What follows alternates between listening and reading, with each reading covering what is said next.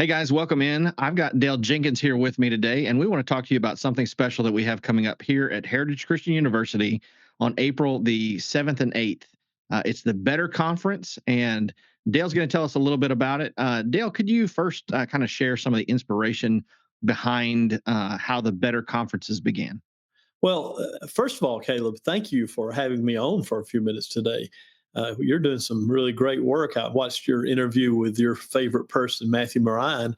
I know y'all are, just best chums and love to get pictures together and all that good stuff. But it was Right, great right. seeing him on there. And you gave me an idea. I think I'm going to start sending people to you to start doing little video clips like this right here. That would be really, really neat. I get them all the time and rarely have the time to put them together and everything.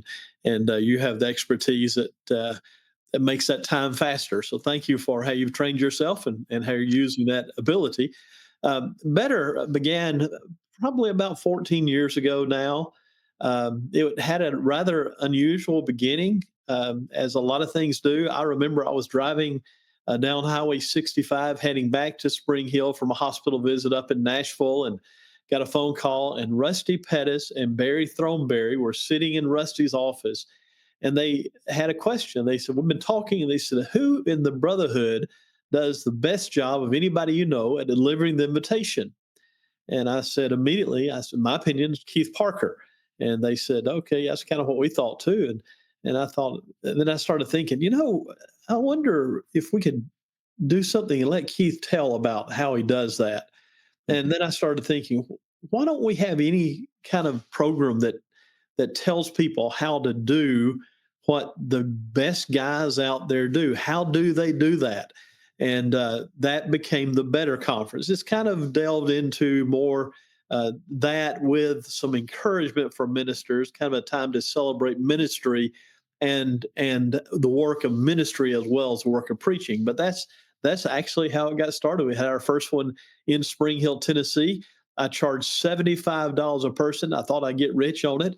And about half the people paid, and I started begging people to come, and then I started letting people come free. And then a few years later, Jeff and I lowered the price to $29 a person. And then now we just said, we're not in it to make money anyway. So we don't charge anything for it. What year was the first one? I think I attended, but I'm not. I know I Yeah, was at the second one. I'm not sure if I was at the first one. I don't have that year in front of me. Like I said, it's so the institute has existed now. We're coming up on year 14, and I believe it started the year before the institute officially started. So that would be 15 years ago in April. So, but Okay. can't prove that, but it's somewhere along those lines. Okay. Jeff was So not a part of the first one. He was invited to be a speaker, and he got sick and couldn't come, and so mhm, he missed the very first one here in Spring Hill because of sickness. But that was okay. really not the institute that did it. It was just an idea that I Yeah. started putting together in my brain. Yeah. What's left of it. I think I recall him being sick, so I think I probably was at that first one. You probably I you would think I you I would have think been I came to the all first the one. ones that were at Spring Meadows, so Yeah. but yeah. So what is really distinguishes better from any of the other conferences and events that people could go to?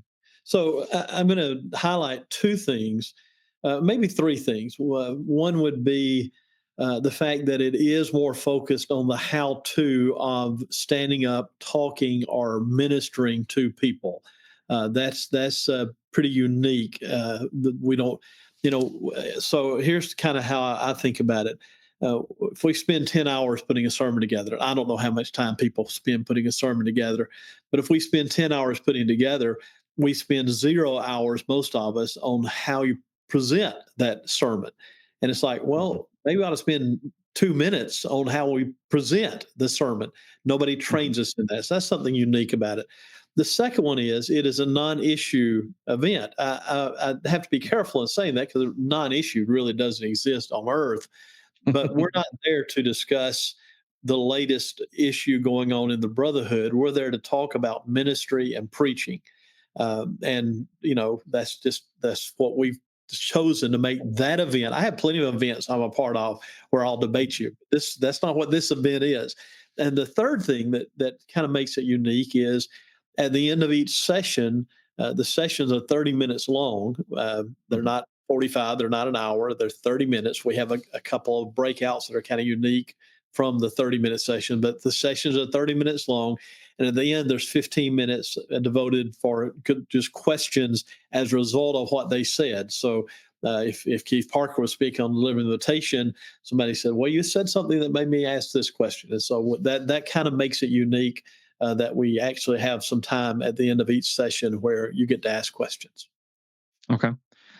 So I've got a flyer here. Kind of walk us through here who some of the speakers are and the facilitators for this year's conference. Okay, a few things on it real quickly. First of all, one of the things we learned is if you'll look at the list, the top list, especially they're all preachers, and Hmm. we learned early on in putting these events together that it does not matter how hard we try. Almost every event we have, and we've done about 70 of these now. Almost every event we have, at least one speaker has something come up where they can't be there. The last one we had was in Little Rock, Arkansas, a few weeks ago, and Bill Watkins called the day before it began, about a day and a half before it began, and said, "A dear, dear friend that I've known most of her life lives in Lewisburg. That's where his dad preached for so long." He said, uh, "Passed away, and I'm doing the funeral. His dad's dead, of course." He said, I'm going to do the funeral." He said, "So I hate to do it, but I can't come." So we know that somebody can't come. So we don't make a big deal about, all right, these are going to be the speakers. These are the planned speakers.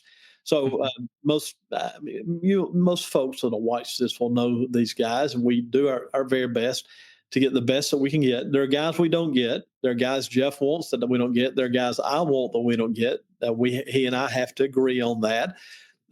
Then the second thing is we always get suggestions. Why don't y'all bring in X? Well, Jeff says, this is not a Dell quote, this is a Jeff quote, so you get mad at him about it.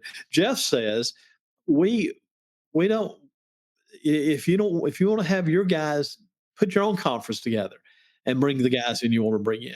We're going to bring in the guys that we want to bring in. And so Mhm. David Shannon, most folks will know David, and every once in a while we'll get a comment from one of our fellow colleges about, well, why don't y'all use David Shannon? I get that about CYC and EYC as well. And always, it's not fair. He's the president of Freed Hardeman. Y'all get him. We got David. David was on the first Better Conference. We got Mhm. David before he was president of Freed Hardeman. We didn't get him because he's president of Freed Hardeman. We got him because he's one of the best guys that stands up and opens up the text and says, "Here's what the text says," and illustrates it and gets you on board and taking you with it. He's excellent at that. Brett Farr is probably the least known of the guys on this list around this area. Brett is an elder, made one about 3 weeks ago at Concord Road in Brentwood. He moved there from South Carolina, where he served as an elder for a number of years. Brett's dad is David Farr, and are called Farr, one or the other, but the two Farr brothers that preached in the Carolinas for 50 years. He's their son and nephew. And Brett is just an excellent elder, and we're having someone come in at this better to talk to elders. That's why I'm having Brett. Chuck Morris, preacher at Spring Meadows. Chuck Monin. A lot of folks around here did not know Chuck until we started bringing him to the Better Conference. Chuck is a renegade, off the wall. You never know what Chuck's going to say. Uh, Chuck is a mighty, mighty, mighty defender of truth. He will say exactly what needs to be said, regardless of what anybody thinks about it. Gets him in trouble at times, but man, he's super enjoyable to listen to. Bruce Yeah. McCarty, president of Harding for a while, and then worked at Freed Hardeman after that. Grew up in Cookeville, Tennessee, just up the road from here. Paul Sherrill would probably be the second least known on this list. Paul's been to two betters in Alabama. This will be his third. It may be his fourth, but he's been to two at least. Paul is 80. I've got to be careful here because you don't want to make how old he is, but he's in his mid 80s. Let's do it that way. But you think he's 50. I mean, the guy's a fireball of energy. Preaches at a church out in San Angelo, Texas, where he's been for 47 years. Out there in West Texas, in the middle of nowhere, and there are 850 members of that congregation. And he has he is solid in the scriptures. He has reinvented his style of preaching three times in his life that I know of. Wow. And what he does is he said, well, this isn't working anymore. Let me figure out how to do this. And so he's excellent at that. And he'll be one of our speakers. Ralph Gilmore, don't have to introduce Ralph to anybody. I don't imagine they'll be watching this. Bill Watkins, obviously, don't have to introduce. Chris McCurley, a little less known around here, moved to Walnut Street in Dixon not too long ago, one of the number one podcasters in Church of Christ today. Philip Jenkins, I kind of know him a little bit. That's my son. He's a rather creative individual. And then Jeff and I'll be a part of it. So those are our speakers for our guys this year. Okay. And we've got it says with special ladies sessions underneath there. What do we got different about this better compared to all the other betters you've done? Yeah, so I said we've been close to 70, and this one is extremely, extremely unique. And here's why it's unique. Back 3 or 4 years ago, Jeff and I, one of the programs we do is called sermon planning retreats, and we do about 5 of those a year. It grew out of the fact that the two of us, both have spent 40 plus years, nearly 50 years now, every year planning a year's worth of sermons. There's a lot that goes into that, but we take a few days and do that. When we started doing this full time, we thought we ought to start helping other guys learn how to do that. And so one day we're in Arkansas doing a sermon planning retreat, and Jeff and I will work on some stuff separately. Then the guys are working on their sermons. They got off their sermons and started deciding what the Institute needed to do. And they came back and said, the thing we think that you are not doing is you're not doing enough for our wives. And I thought, well, I wanted to say, well, that's your job, do something for your wives, but we didn't say that. So we started almost a bi-weekly email similar to the Don't Quit on a Monday, the 4-Hour Monday emails we sent out for preachers' wives, for ministers' wives. And then we decided then, about 4 years ago, we were going to have some sessions for preachers' wives, ministers' wives at the Better Conference. And so this will be the first one that we'll actually be trying this. Your screen, the first screen you says Beverly Watkins, Patsy Sherrow, and Joyce Gilmore. The second screen says Beverly Watkins, Patsy Sherrow, and Laura Jenkins. If there was a third screen, it'd say Beverly Watkins and Patsy Sherrow. Again, we're learning the women are just like the men. Women have other things come up. Joyce said, I don't want to do this. Laura texted me early this morning, about 5 this morning, and said, I've had something come up. I can't be there, so she's not going to be able to be with us.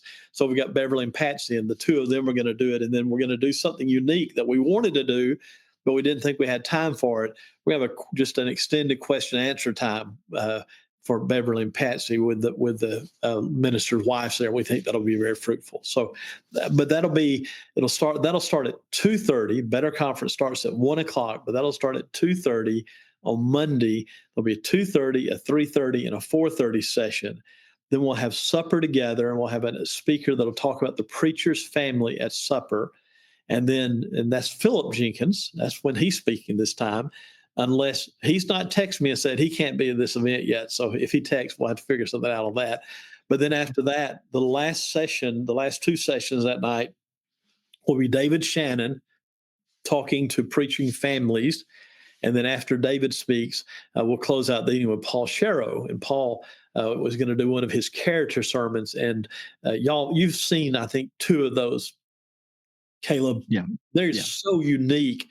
And he is a master storyteller in general, but when it comes to the text, he really can do some neat things to make it come alive, yet be useful and true to the text. So that's how that day will close. And that's the women's session, really starts at 2:30 and will end around 7:30, 8 o'clock that night. Yeah, he's probably one of the funniest preachers that I've ever heard. Jeff thinks he's the funniest man alive. I wouldn't necessarily go that far, but man, Yeah. he has an ability, and he never forgets anything. He has this amazing mind. He never forgets anything. And so he's got always every joke that's up there, every story that's up there is up there. And he can tell some great ones. So, yeah. Yeah, he's good. Okay, so is there any logistical information that attendees need to know? Registration details, accommodations, stuff like that? So we will provide accommodations in the 2 cabins that are on the cabins. Makes it sound more rustic than they are, but the McCready cabins there on the campus of Heritage. If you stay there, you'll need to bring your own bedding and toiletries. but then there's no charge to stay there. We eat Mhm. that charge. But the other side of it is there are plenty of hotels in the area, some really nice ones, and so you can choose to stay at those if you want to. But your housing, unless you stay in the cabins, you're on your own on housing. Then, if you want to register, simply go to thejenkinsinstitute.com and look under events, and there'll be a better section. And the registration process is very simple. But if you're watching this, we really need you to register, and we need you to register as soon as you can because we have food to buy and books to send, and we give everybody free books while we're there, and we can't give books if we don't know how many are there, and the food, the same situation. So all those logistical things help us if you will register. We'd appreciate it a great deal. Yeah, it's really important to let folks know.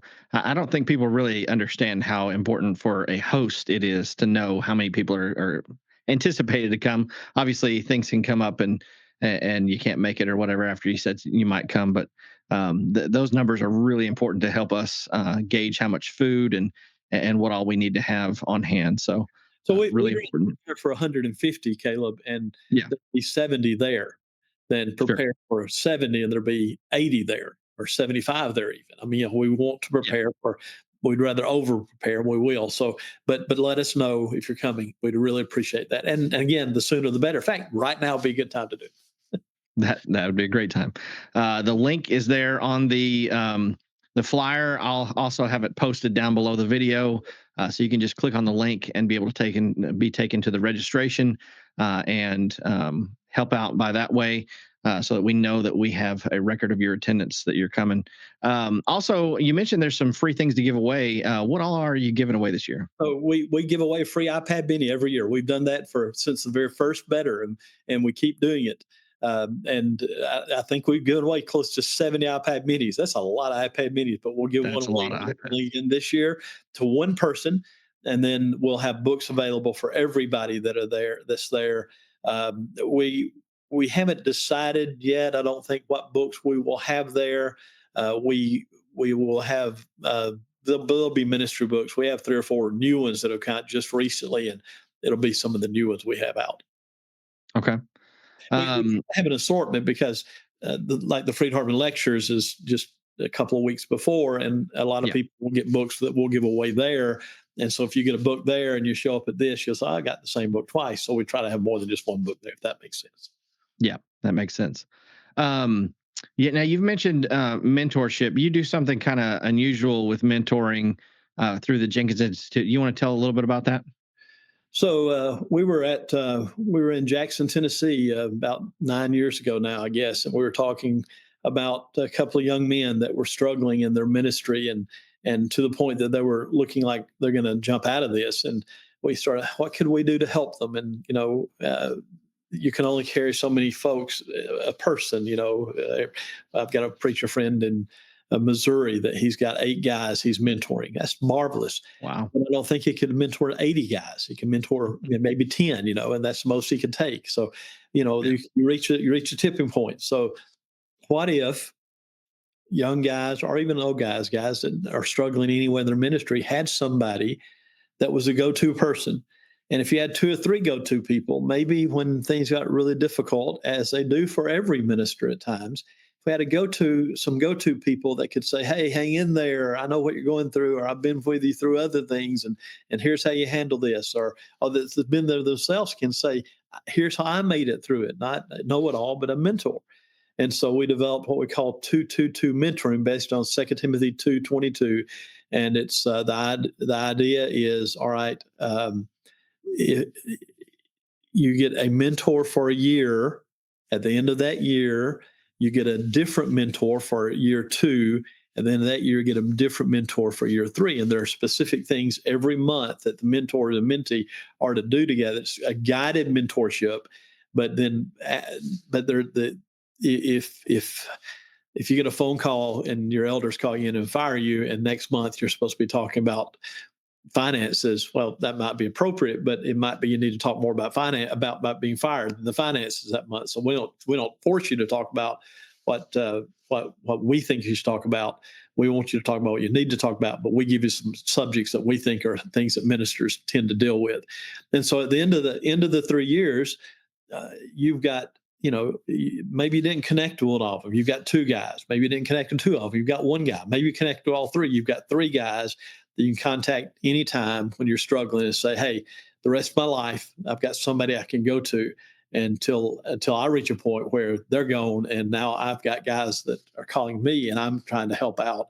And I get to be a part of their ministry. And I've heard Jeff say, and most folks have seen this, have heard him say, it's not a ritual with him. I don't know where he got it. I don't know that he remembers now, but every preacher needs a younger preacher in their life that they can feed into. They need an older preacher in their life that they can feed off of. And they need a guy in the middle that they can live life with. And so they need a Paul, a Barnabas, and a Timothy in their life. And so that's the idea of this mentorship. It gives you somebody in your life that can help you through the challenges of ministry. That's awesome. It's so needed, and a lot of young guys don't even think about searching out for a mentor. So I appreciate you guys doing that and being the bridge between young ministers and old ministers that might need some encouragement. So Thank you. appreciate y'all doing that. How can folks get a hold of you if they have any questions or to find out more information? Okay, you can put the numbers on the screen if you want to later on or now, but the numbers, my phone number, my personal number is 615-294-1453. You can text or call me anytime. I'll only ask one question, and that will be who I'm talking to if I don't have your number on my phone, because I collect people. That's creepy sounding, I know. You should have their number already in your phone, should have their knowing number. you, but Yeah. it, yeah, Yes, I hope to have the, and if I don't, I will have it then, and it won't go away unless the Lord decides He don't want me to have I've got like 23,000 numbers in my phone. At some point, something's going to crash, and I'm going to be up a creek. But that's my personal number. The institute number is 972-861-2434. And if you dial that number, it rings Jeff's phone and my phone, and whichever one of us is available to get to that call, whoever gets to it first takes that call. okay, very good.